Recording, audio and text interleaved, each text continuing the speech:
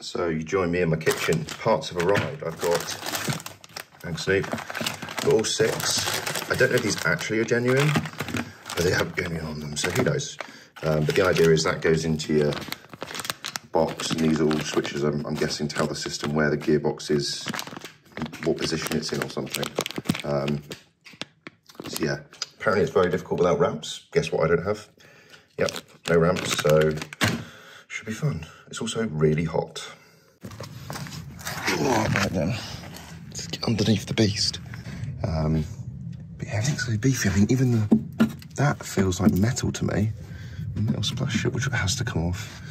But I need a jack under here, then I can lower this, and then I can just feel round over the top to get the switches out. It's a bit of a pig. You can see some of the plugs for the switches here. So jack. Jack supporting this. I'll undo this. This thing will come down, and then I have to reach over there to get to bits. It's gonna be messy, this, I can just tell already. And difficult and annoying. And my thumb's in front of the camera. So, jack, supports the beam, undo the bolts, lower the beam, fiddle around up top there, undo things, pull them out, hope it's correct, don't cause a fire, you know, all that sort of stuff.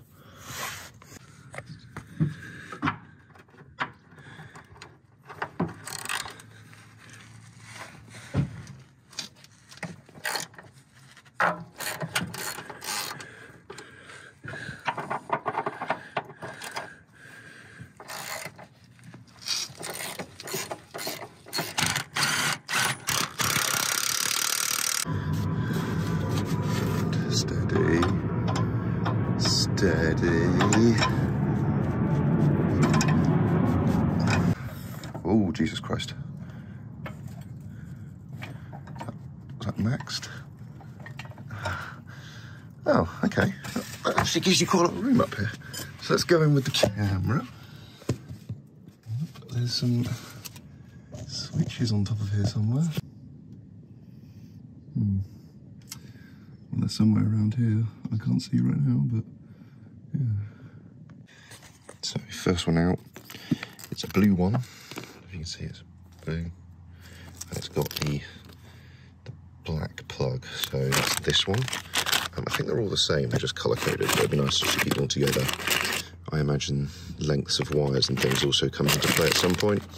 I have just noticed that these are shorter than the ones that came off. So it makes me think these aren't genuine, and also it's a bit annoying because that's going to make it just a little bit harder to fit. So I'll throw this one in, and I want to film more, but you just can't see anything in there. It's just a nightmare. So I'll keep trying. Try.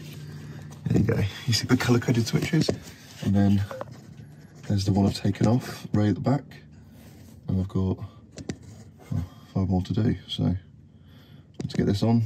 I'll start on doing the others. Ooh, you can see there's clear, brown. It all sort of makes sense in the end, I think. But I'm doing them one by one so I don't lose track. That's the main thing. Right then, what do we think? All the switches installed, everything's back. I just topped the oil up. So before I had traction control lights here, and then the flashing centre diff would come up. So whew, fingers crossed, because I ain't doing anything more to fix that.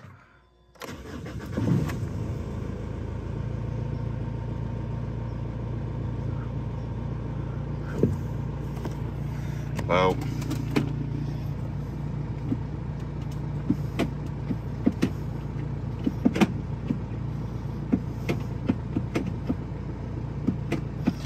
I replaced all the switches and I still have exactly the same bloody fault. Pain in the... Yeah, as you saw, I fully diagnosed the issue, fixed the issue, and it hasn't fixed the car. So good all round, really. I've sought advice from the owners' clubs and things, and they all seem to think it's the switches. And then the code on the dash was for the switches, but of course I've done them and it ain't working. So yeah, not really sure what to do next. Right guys, it's a couple of days later and I'm underneath the world's worst car. And I found the source of the oil leak, and it is exactly where everyone told me it was going to be. So let me bring you on a journey. So, underside sump oil filter. Now, I don't know if this is going to work. I'm going to try. Let's see if you can see up there. There's an oil pressure switch around here somewhere. I don't know if you can see it. Get in. You might be able to see it there, soaking wet. Right, this is just proof that this car is bad juju. I've got oil all over it. Anyway, remember how the switches arrived broken? Look, the bloody new solenoid that I've bought is a bit of a... He's like a tenner. I thought I might as well just throw it in. So it arrived broken, so now I have to contact the guy on eBay and stuff. However, I thought you might like to come see this. So, I'm testing out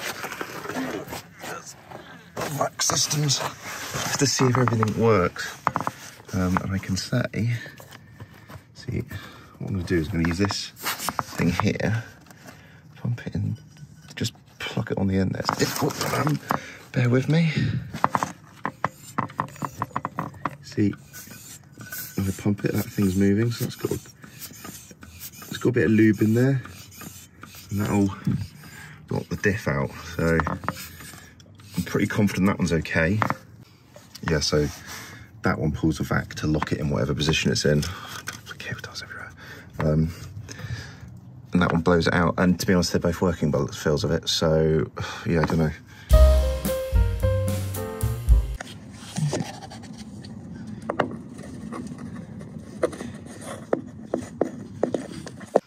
Right, so an update. I've been pulling out the switches that I already put in the car. And the reason is I was chatting to a bloke from one of the Facebook pages, and he was saying the thing with these fake switches is the thing with these fake switches is that they don't always work out the box, but you can make them work. And the issue being you've got some resistance, and then that makes it go infinite essentially when it's doing its thing, and that's what it measures. So when you put a one of your multimeter ends in there and one on the body of this, because it earths on the side of the transmission, whatever you call it, what's it called? I can't remember, can't be bothered. Anyway, and they all should read about 2 and then go infinite when you press the button in. This one is like, it was going nuts. It was just going nuts. And he said, if you keep pressing the button in a few times, you sort of clean up the contacts on them and it should make it work. Now it's only set at 0.5 ohm, which I'm not sure is right or not, but I'm going to test the other switch that came out and just see what that does, because that could tell us everything. Right, this is a new switch. Just did the continuity test. Not a sausage, not a bleep, not anything showing up, completely open, so that's junk. Luckily I kept the other ones, so I've got this one to replace it, and that has got some continuity, or at least a bit I think, but if not, all the other switches are the same. They just have different colours on, so yeah, that's good and bad, I guess. Who knows? Right, moment of truth. Take the handbrake off, just chill. Moment of truth. I don't think this is going to fix it.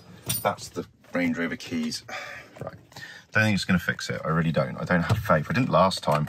Maybe I should have a bit of faith, but nothing's that simple, ever.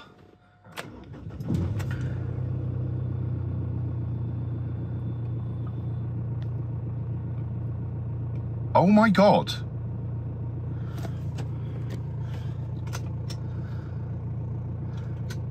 No way! Moments later.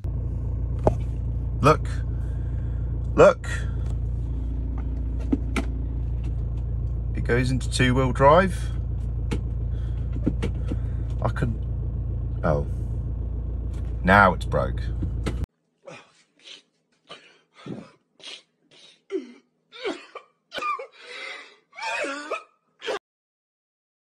So that means I'm probably going to have to drop the turbo out to get to this thing now. The ECU connector E108 to measure at ECU terminals, ignition switch on. I've sold the Shogun. Finally.